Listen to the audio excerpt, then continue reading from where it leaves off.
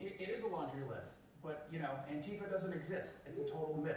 They're only involved in peaceful protests, a talking point that to this day is still being used despite ample evidence showing quite the opposite.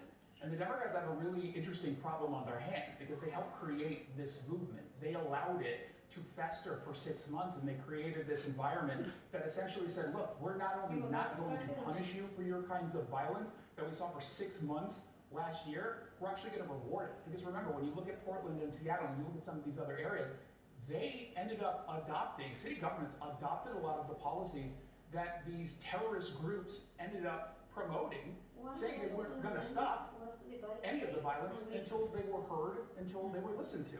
It's only going to continue.